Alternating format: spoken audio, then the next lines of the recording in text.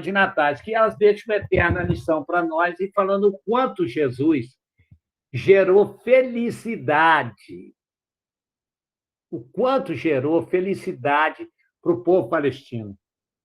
Imagina, é só imaginar o tormento que era vivida. Você acha que aquela multidão, Jesus arrastava a multidão para quê? Se não foi porque saboreavam momentos de profunda felicidade. Vocês acham mesmo que ia correr atrás dele pedindo emprego? Não era isso. Não era isso. Ele distribuía dinheiro? Não era isso. Ele distribuía vaga na creche?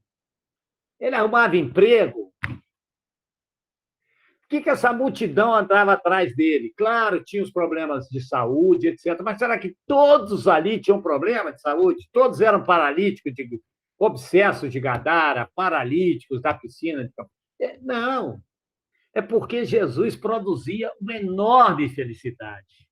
Uma enorme felicidade. Nós estamos dizendo o quanto o Espiritismo hoje, sob a aura consoladora, ela ainda nos faz sentir o sabor, né? Diz o Emmanuel, da atualidade dos ensinamentos divinos. E aí o Emmanuel faz algumas alusões a alguns símbolos que eu acho interessante da gente fazer essa colocação essa noite, que é, por exemplo, a manjedoura como caminho. Né? Eu sou o caminho, eu sou a verdade, eu sou a vida. Então, nessa tríade caminho, verdade e vida, a manjedoura era o caminho. Qual é o grande exemplo do Cristo ao se anunciar para o mundo numa manjedoura? É? Você imagina? Nós estamos falando de um espírito de escola. Nós estamos aqui falando de alguém que, há bilhões de anos, quando a Terra ainda começou a sua revolução telúrica, cósmica, ele já era um justo, um eleito.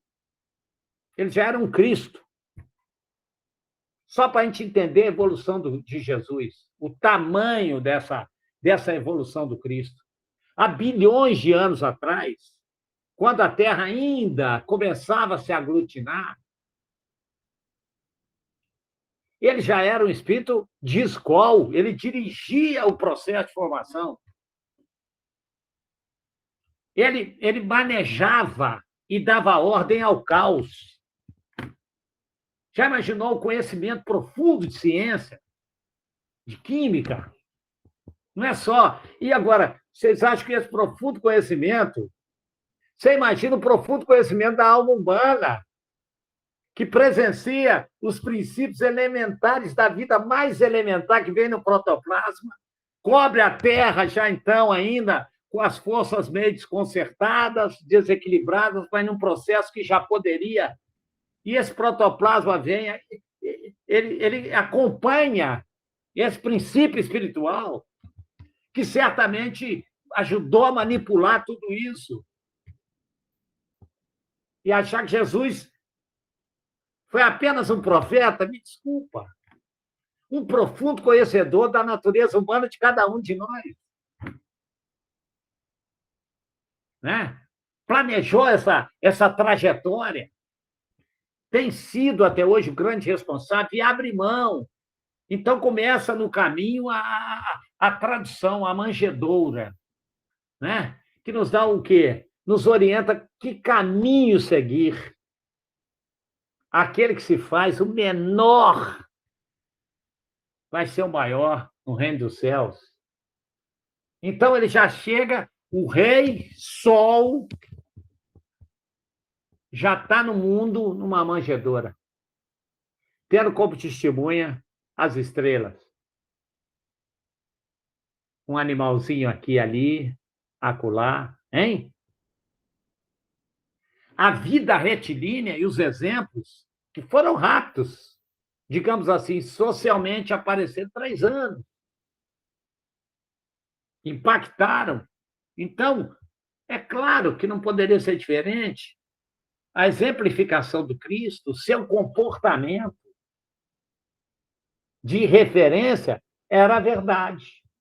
Então, a manjedoura foi o caminho, diz Emmanuel. O seu comportamento, a sua exemplificação era a verdade. E a vida, caminho, verdade e vida, inevitavelmente foi o Calvário. Né? Então, o Calvário constitui a vida. E o Emmanuel diz que sem o caminho, a manjedoura, o homem terrestre não vai atingir os tesouros da verdade da vida. Né? E Jesus vem nos dando valiosas lições. Né? Continua Emmanuel dizendo, desde o seu reencarne na Terra. Palavras do Emmanuel. Desde o seu reencarne na Terra, vem deixando valiosas lições, né? Para todos nós. Né? E cada vez que a gente se dedica às parábolas, né? Nós vamos descobrindo algo que fala maior. Por exemplo, quando a gente vê Emmanuel lá no A Caminho da Luz, né? Que é um livro espetacular, né? Espetacular, o A Caminho da Luz, dentre vários livros espetaculares, eu colocaria nos meus top 10 aí, tranquilamente, o A Caminho da Luz. Né? Um livrinho, né? Tranquilo, né? Lá fica muito claro uma questão, o Emmanuel destaca. A passagem de Jesus pelo planeta há 2.000 anos atrás, ela não foi fortuita. Ela é um marco temporal que a gente precisa prestar atenção. Ela foi um marco para a maioridade espiritual da humanidade terrestre. Por quê? Por quê? É bom que se diga isso. Ali começa, de forma definitiva, a maioridade espiritual da humanidade terrestre. Por quê? Porque ele nos entrega o código de fraternidade e de amor. Jesus, na sua passagem há 2.000 anos, nos entrega o código de fraternidade e do amor. Ama a Deus sobre todas as coisas. E ao próximo como a ti mesmo. Se tiveres alguma coisa contra alguém, caminha com ele, dá a veste, as sandálias. Hein? São recomendações de fraternidade o tempo todo. Se te terem uma face, dê a outra. Né? Então, Jesus entrega para nós um código de fraternidade, que a gente pode traduzir hoje através da doutrina espírita. Só vai conseguir chegar ao objetivo principal de todos nós, que era o quê? A felicidade, quem arrastar consigo ou contribuir efetivamente na realização, na concretização da felicidade alheia. A construção nossa, da nossa felicidade, ela inevitavelmente passa pela nossa contribuição efetiva na construção da felicidade alheia. Porque nós somos interdependentes. Não dá para viver. Está lá, está lá. Nós sabemos disso, a própria doutrina nos diz que nós somos interdependentes. Ninguém gosta de liberdade plena porque estamos sujeitos uns aos outros, temos dívidas recíprocas, né? E agora, nessa época de Natal, a solidariedade, então, essa surge, emerge, né? No meio social. A gente sabe disso, né? E muita gente aproveita para realizar atos concretos aí de caridade, né?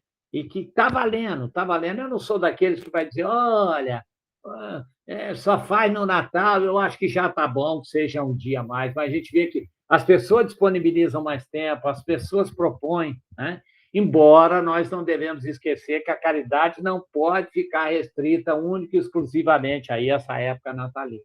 Mas nós estamos, né? A caridade, nós sabemos, ela deve fazer parte do cotidiano, deve ser natural no cotidiano humano, né? Quer dizer, a gente deve ter pensamentos de caridade, a gente deve provocar atitude, né? Então, por quê? Porque Jesus nos deixa uma exortação e que o Kardec, de forma muito inspirada e, obviamente, guiado pelos espíritos que trouxeram a lume a obra kardeciana, ele fala, fora da caridade não há salvação. E aí eu vejo de outra forma, como espírita, Outro dia eu estava falando sobre esse assunto com um amigo e ele falou, pois é, ele falava sobre isso, sobre o Natal, falou, todo mundo fica bonzinho, quer fazer caridade. Eu falei, olha, para nós espíritas a gente fica feliz, porque nós acreditamos que fora da caridade não há salvação, e cá entre nós, as festividades natalinas, elas acabam sendo um poderoso reforço de avivamento dessa valiosa lição, né? Ela aviva, né? Pelo menos isso é um avivamento. Então, a gente fica feliz. Agora, nós precisamos realmente entender, né, esse sentido mesmo da caridade, que a gente sabe é o famoso benevolência para com todos, indulgência para com as faltas alheias e perdão ilimitado às ofensas, mas a grande questão não é entender a caridade. A grande questão que nós, espíritas, hoje precisamos conversar aqui um pouquinho, pelo menos dar uma lembrada, é que essa caridade ensinada por Jesus, ela tem que ter origem no nosso seio familiar. Ensinado de pais para filhos. É só pegar o livro dos Espíritos aí, eu sei que o Valdemar e a Dona Cida estão anotando, é só pensar a questão 208. Né? Na formação do caráter, né? Dos seres humanos de bem. O Evangelho está lá, estou anotando mesmo, conheço a duplinha ali. Estou anotando capítulo 17, no item 3, por isso que eu me sinto na obrigação aqui de revelar a fonte. Senão, eles me desencarnam, entende? Por isso que eu me sinto na obrigação, porque eu sei que tem gente que anota. Então, é verdade, por isso que está lá, ó, o Evangelho, capítulo 17, item 3. Né?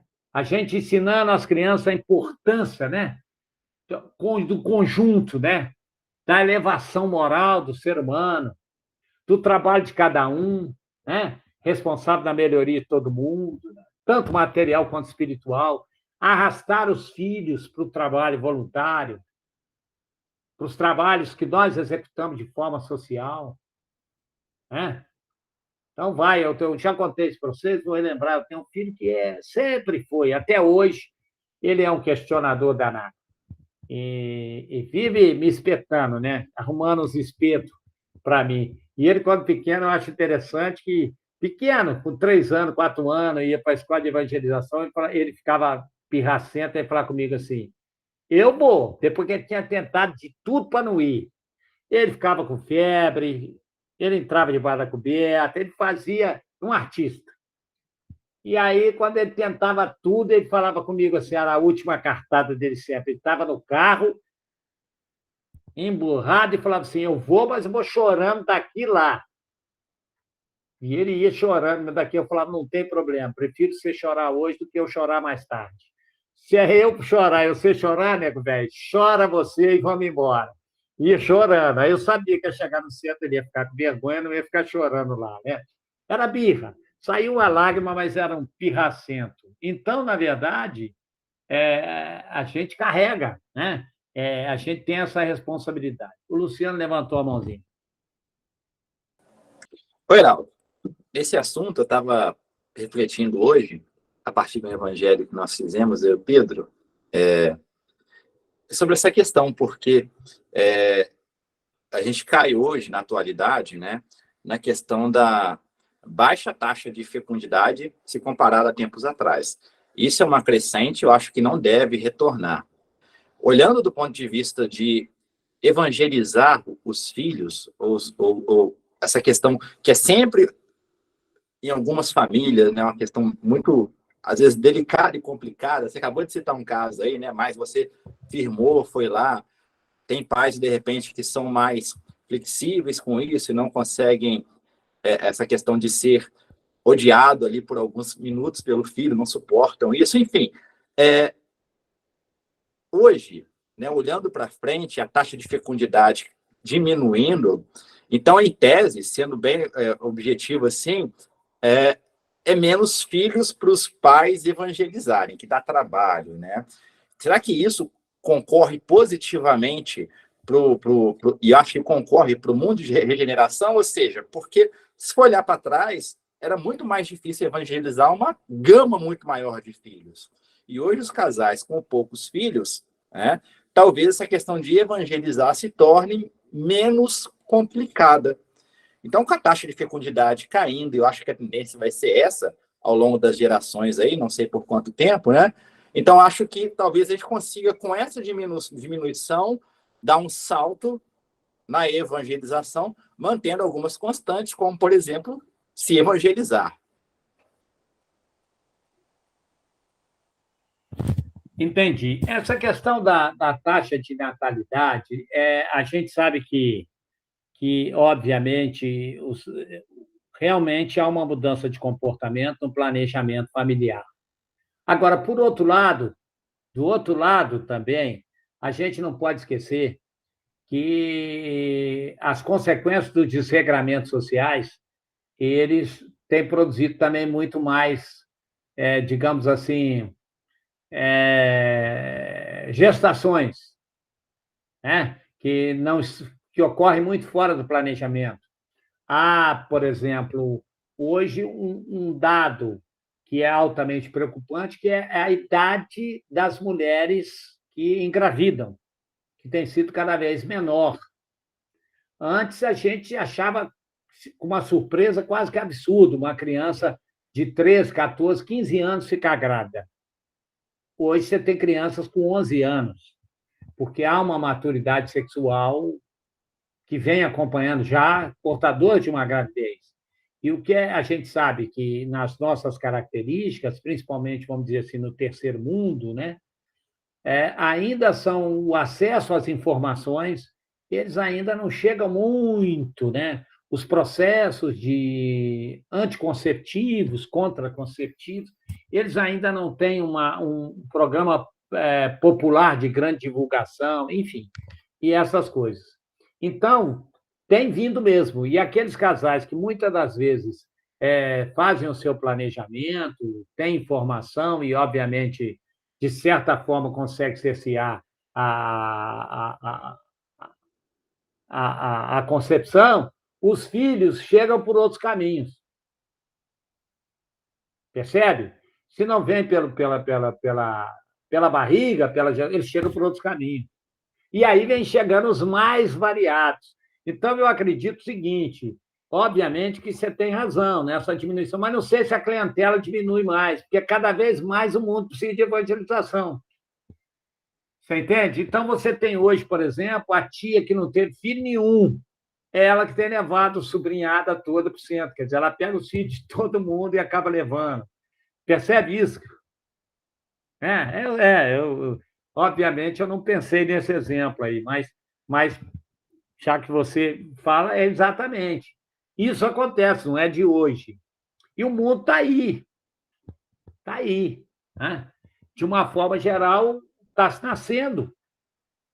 Né? De uma forma geral, vai nascendo, fora dos planejamentos. Né?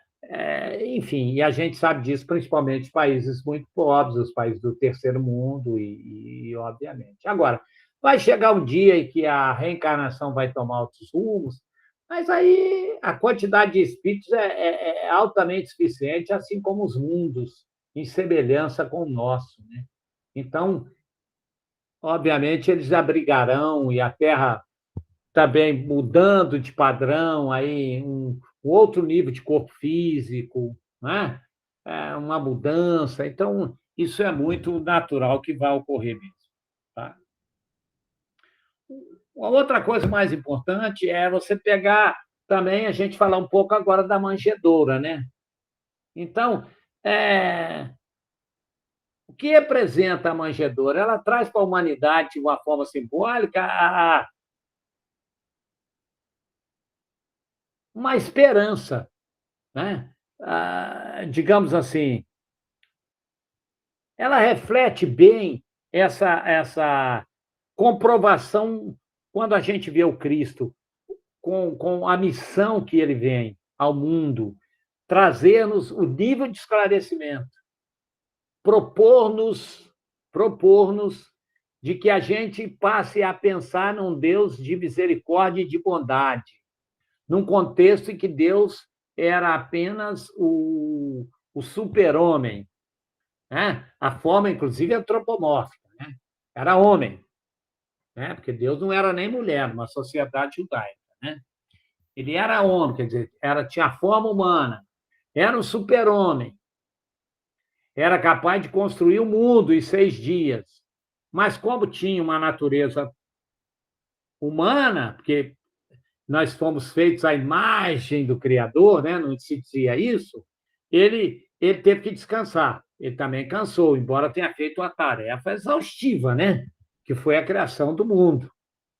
Mas cansou, porque também do tamanho teve que descansar no 7º dia, não está lá na Escritura? Fez o mundo em 6 dias e descansou no 7º. Né? Então, na verdade, essa forma antropomórfica dava a ele também características humanizadas. Ficava com raiva,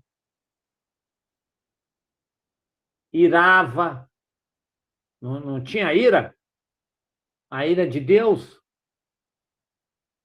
Né? O próprio João, no deserto, dizia: quem vos ensinou a fugir da ira que vem por aí? Não era assim? Então, Deus era tido como isso. Moisés tem muita responsabilidade nesse contexto. E a gente entende por que Moisés traz isso. Precisava de um Deus que surpreendesse mesmo. E aí, ninguém melhor também do que um médium de efeito físico poderoso, que foi Moisés.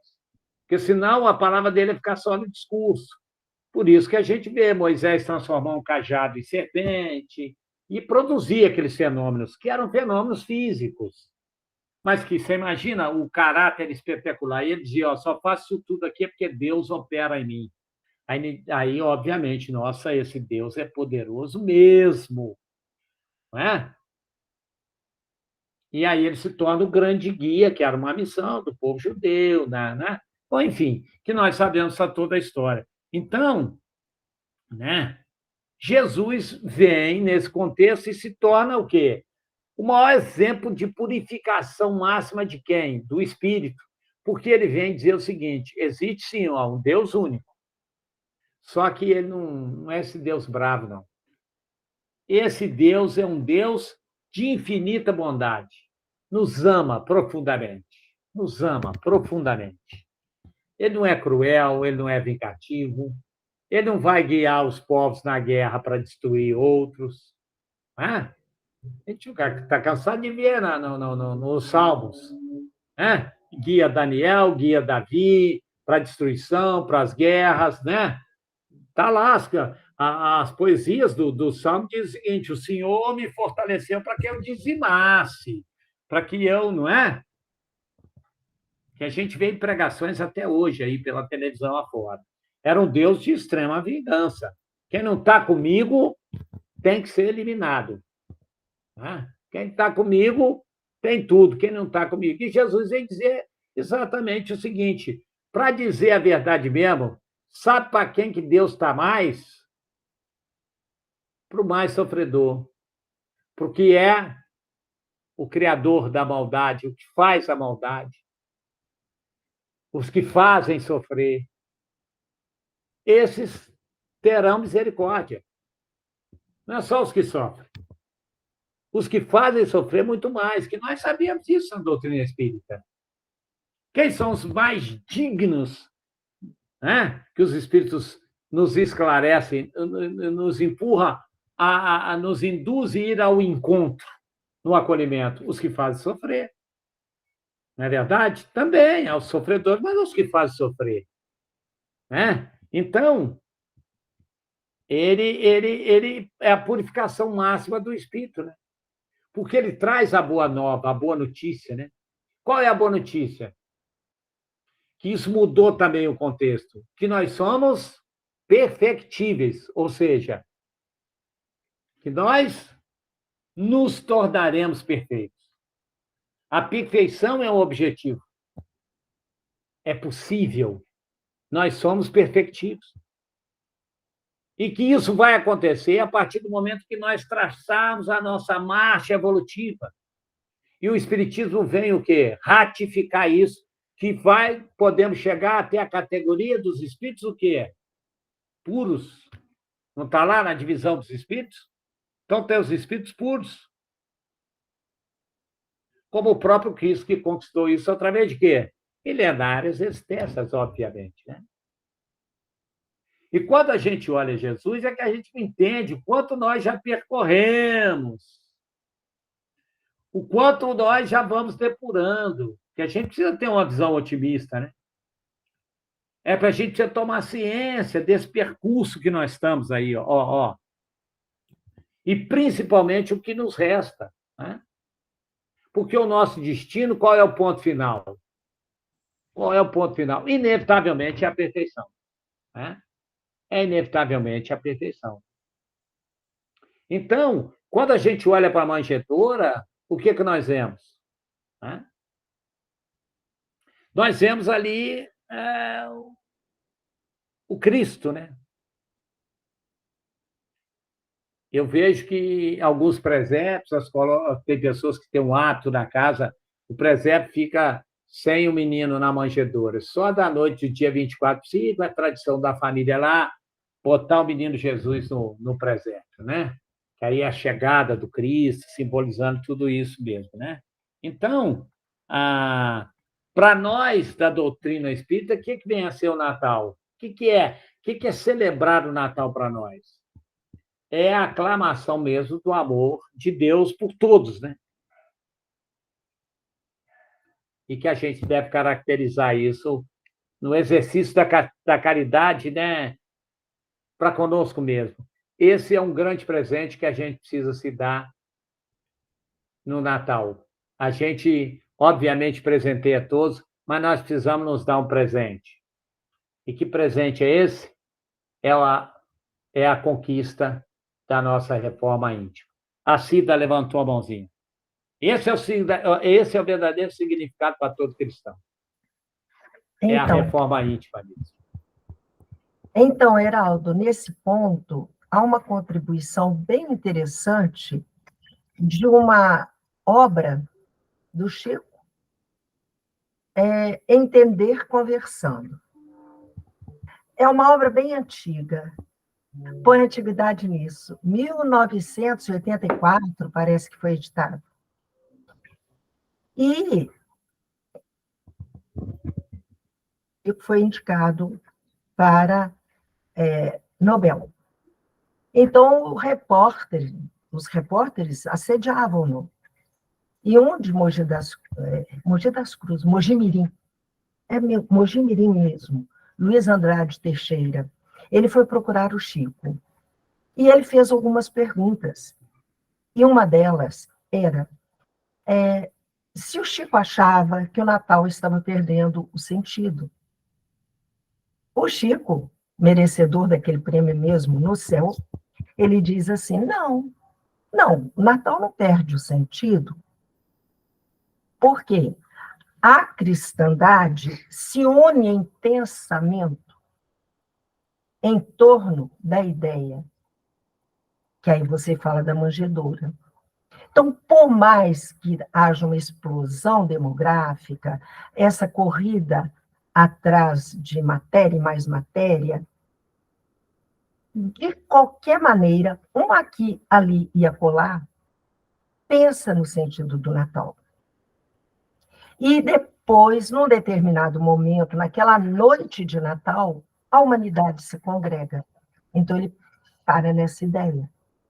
E foi perguntado a ele, para os espíritas, qual o verdadeiro sentido do Natal? Porque agora você fala isso, e eu me lembrei dessa entrevista. E ele disse assim, para os espíritas, o Natal é a família, as crianças, os amores, as pessoas que se unem. E ele disse, para os espíritas, o Natal, ele se converte em amor. Essa resposta foi mesmo do Chico. As famílias, as pessoas, e os pais, as mães, inclusive os que já estão na espiritualidade. Se reúnem e congregam. Eu achei essa entrevista dele tão linda, que toda vez que nós chegamos nessa fase do Natal, eu me recordo. E como você trouxe essa ideia, eu achei que valeria a pena lembrar desse livro. É Aprendendo Conversando, do Chico pelo Emmanuel. Muito bom. Então, fica aí a sugestão, né, da Cida, Aprendendo Conversando, do Chico e do Emmanuel aí, que não vai ser difícil achar, né? É um Não, livro, né, Cida? Não vai ser difícil achar. não é não. Então, acredito que é uma boa fonte, sim, e que isso é outra coisa que não é um assunto para hoje, mas a gente precisa retomar a questão. Nós falamos sobre isso ontem na reunião mediúnica também, nós batemos um papo lá, e falamos sobre essa importância do estudo, da gente pegar esse hábito de estudar, mesmo que seja de ler. A gente perde tanto tempo com coisas que não fazem nenhum sentido, no celular, vendo coisas, sei lá, no YouTube, no Facebook, que são. Quando você vê, você ficou 40 minutos olhando nada, né? Assim, que não agrega, que não soma. E a gente pode, pelo menos, ler. Pega um livro para fazer uma leitura bem sistematizada, né? Aí lê um parágrafo que seja, depois medita um pouquinho naquilo, vai de noite dar uma meditada, né? Tem a revista Médium, que ela traz tanta coisa boa. Ontem eu ainda peguei uma lá no centro, levei para casa, muito bom os artigos que estão lá, consegui ler os artigos que estavam e tal, e, enfim. Então, a gente tem muito disponível para nós, porque, na verdade, o maior exercício de caridade para conosco mesmo é a reforma moral. Esse é o maior exercício de caridade, né? É a reforma moral, não tem jeito, né? Eu costumo dizer que a gente dá para encaixar no óbito da viúva. E a parábola do óbito da viúva é uma das parábolas, obviamente, que maior força tem. E para nós espíritos, ela tem um entendimento tão especial que eu diria que ela representa muito do nosso comportamento que é preciso ter. Mas se a gente vê, não é nenhuma crítica, é uma constatação. Não há nenhuma crítica aqui, eu não me proponho a fazer esse papel. Mas dificilmente nós vamos ver a parábola do óbito da viúva sendo utilizada numa pregação no ramo cristão mesmo,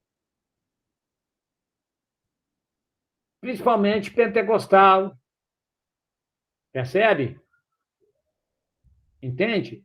Porque, obviamente, eu quero ouvir que as pessoas digam assim: você não precisa dar muito, não, dá só do que lhe é necessário. Como é que vai ficar a história do dízimo, das doações? Você desobrigar oficialmente as pessoas que elas não precisam dar grandes quantias, que não precisam dar 10%,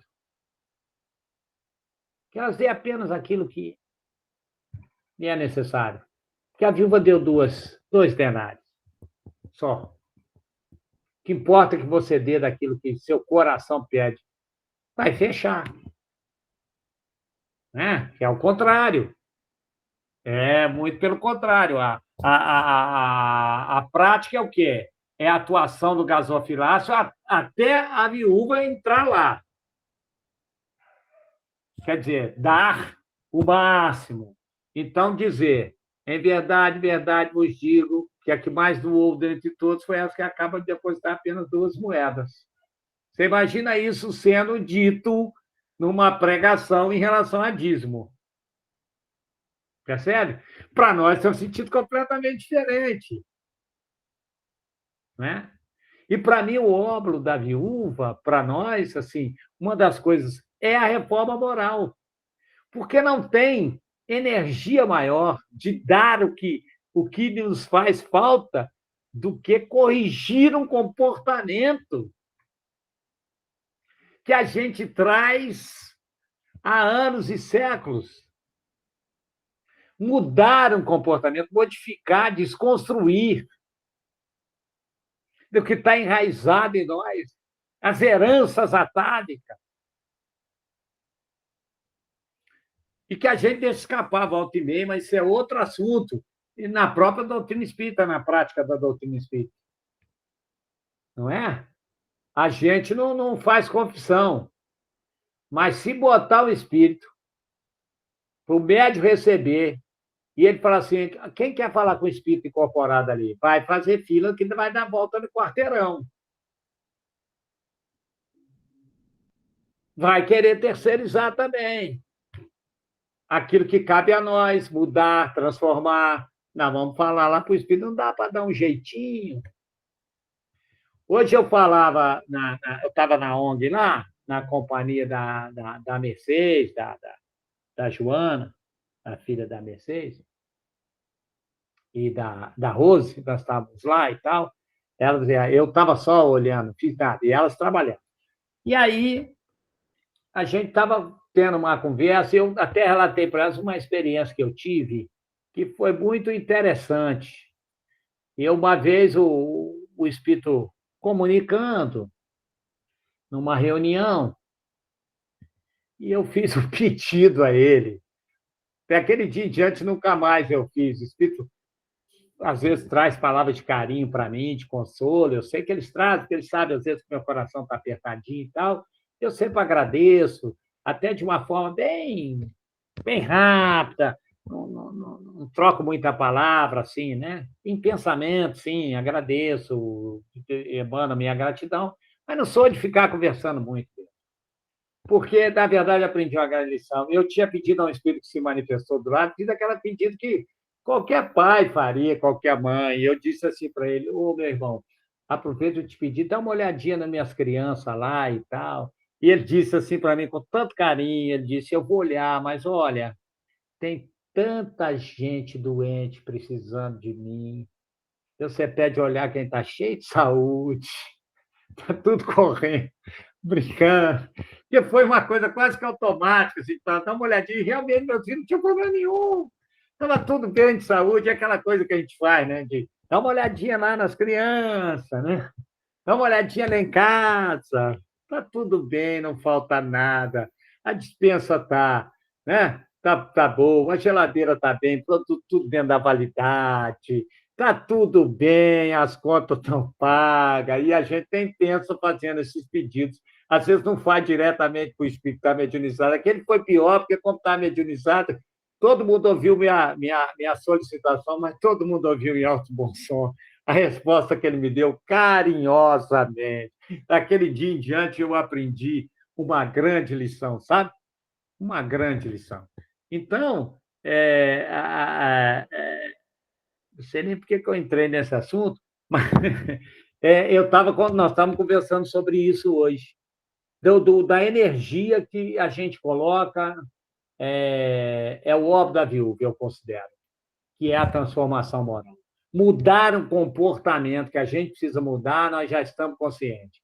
Que é aquele que a gente fala assim: meu Deus, eu errei outra vez, eu escorreguei, mas eu tenho que mudar. Eu tenho que vigiar meus pensamentos, eu tenho que me colocar com mais respeito à vida, eu tenho que colocar com meus pensamentos de mais respeito ao meu próximo, às situações, à circunstância, a forma como eu falo, que eu seja mais gentil, não é? Isso aí é o que eu falo para mim. Que eu não gere tanta polêmica, não é? Que eu aprenda a manter no meu íntimo os meus questionamentos, que eu não exponha nada a ninguém, nem nenhuma situação. Eu estou sempre muito preocupado com isso, pelo meu jeito tão, né, de ser assim, eu acabo. E aí a gente acaba errando, e aí eu fico tocado por um profunda dor, um arrependimento, falo comigo no espelho, aí eu vejo que isso é o óbvio da viúva mesmo. Mudar requer, e não, né? A dor nossa, não é verdade? A minha dor é a nossa dor mesmo. Celinha levantou a mão, a Maria Reis. Maria Reis adora levantar a mão 20h35, 20h33, que ela quer me deixar mesmo mal, ela combina isso com a Celinha. Ela fala: Celinha, vou pegar o Heraldo do final, porque aí eu deixo ele enrolado com você. Celinha, vou deixar a Maria Reis falar, porque nós já cortamos Maria Reis várias vezes. Maria Reis, pela ordem. É rapidinho. É só uma... Pode terminar, é só Não, uma já pequena terminei. oração, uma pequena prece pelo Natal. Pode terminar em paz. Celinha, ela tem a prece do Natal aí. Celinha, você quer falar? Vou te dar 1 minuto, porque senão você, Celinha, briga comigo. 30 segundos, então, para depois a Maria falar a prece do Natal. Muito bom, Isso. muito oportuno. E a gente vem lembrar de Jesus fazendo uma analogia com a fechadura e uma chave. Às vezes a gente carrega, e o Edson, então, é modelo para nós nesse aspecto, carrega aquele monte de chave, mas só uma cabe naquela fechadura. E quando a gente vê Jesus olhando cada uma das pessoas que o procurava, e provavelmente olhando para nós, ele via qual era a chave daquela fechadura para abrir a porta do coração de cada pessoa. Então, isso aí é que faz a diferença. Esse exercício também a gente deve procurar fazer. Olhar, todo mundo tem uma chave que abre a fechadura. E se a gente começar a olhar um para o outro, procurando qual é a chave que a gente pode usar para abrir aquela fechadura, a gente vai enxergar as pessoas de forma diferente. E foi isso que Jesus mostrou para nós, quando ele chegava e conversava com criaturas com problemas gravíssimos, problemas morais, problemas psíquicos, e ele ia direto no ponto. É só isso, Heraldo. Agora é com a Maria ou com você, não sei. Com a Maria, porque eu já terminei. É uma pequena prece de Natal. Senhor Deus, em honra do aniversário do seu Filho Jesus, que nos ilumina todos os dias com a sua luz.